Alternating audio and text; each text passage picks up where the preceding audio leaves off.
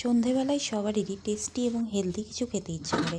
আপনাদের যেমন করে তেমনি আমারও করে। তো আমি একটা ইউটিউবে ভিডিও দেখলাম এবং সেটা থেকে দেখে আমি পরে পোহা বানাতে শুরু করলাম। তো আমি পোহা বানালাম এবং খেলাম এবং খেতে মোটামুটি ভালোই হয়েছিল। তো ভাবলাম যে আপনাদের সাথেও রেসিপিটা শেয়ার করি। তো চলুন শুরু করা যাক। প্রথমে আমি এখানে কিছু গ্রিন ভেজিটেবল কেটে নিয়েছি। আমি এখানে দুটো আলু, দুটো টমেটো, দুটো গাজর এবং একটা পেঁয়াজ আর কিছু লঙ্কা, আমি এখানে 4টে থেকে 5টার মতন লঙ্কা এখানে কেটে নিয়েছি এবং সুন্দরভাবে কেটে এগুলো ওয়াশ করে নিয়েছি। ওভেনে একটা কড়াই বসিয়ে দিয়েছি। কড়াইটা একটু গরম হলে আমি তেল দিয়ে দেবো। এখানে আমি সর্ষের তেলের ব্যবহার করেছি। সর্ষের তেলটা আমি ভালো করে গরম করে নিলাম। এবার আমি গরম তেলে কিছুটা বাদাম দিয়ে দিলাম। এই বাদামগুলো আমি খুব ভালোভাবে ভেজে নেব। ভেজে নেওয়ার পর আমি এগুলো সাইডে তুলে রাখবো। বাদাম ভাজার সময় যেন দেখতে হবে যে বাদামটা পুড়ে না যায়। আমার এখানে তেল একটু ছিটকাচ্ছে, মনে হয় কড়াই একটু জল ছিল, সেই জন্যই আমার তেলটা ছিটকাচ্ছে। বাদামগুলো ভাজছি এবং প্রায় এবার বাদামগুলো ভাজা হয়ে এসেছে। সাইডে আমি চিড়েটাকে ভিজিয়ে ভালো করে শুকাতে দিয়ে দিয়েছি। বাদামটা তুলে রাখার পর ওই তেলে এবার আমি পেঁয়াজ দিয়ে দিচ্ছি। পেঁয়াজের গন্ধ আমার পরে পেঁয়াজটা দিলে, সবজিতে দিলে আমার গন্ধ মনে হয়, সেই জন্য আমি আগেই পেঁয়াজটা দিয়ে দিচ্ছি। এবং পেঁয়াজটা দেওয়া হয়ে গেলে এবার আমি এটাতে লঙ্কা যেগুলো আমি কেটে রেখেছিলাম সেটা দিলাম এবং লঙ্কাটা দিয়ে দেওয়া হয়ে গেলে এবার আমি আলু দিয়ে দিচ্ছি।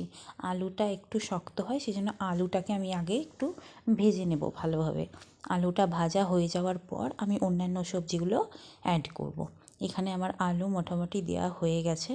এবার আমি এটাকে খুব সুন্দর করে তেলে ভেজে নেব।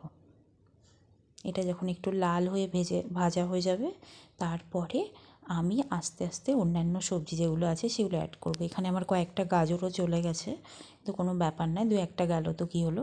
আমি গাজরটা এখন যদি অ্যাড করতাম তাহলে কী হতো, গাজরটা পুড়ে যেত। এবার আমি গাজরটাও অ্যাড করে দিয়েছি।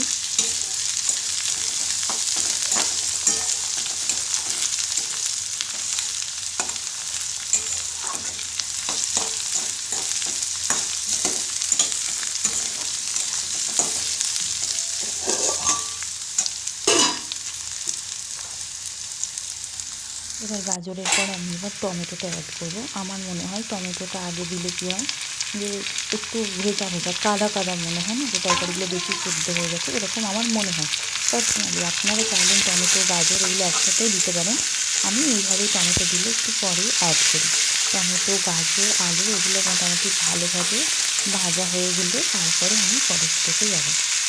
আলু গাজর টমেটো এবং এতে আমি বাদামটাও অ্যাড করে দিয়েছি। বাদাম এগুলোকে আমি এবার একটু ভালোভাবে এগুলোকে ভেজে নিলাম। এবার আমি এটাতে চিড়েটাকে আমি অ্যাড করব।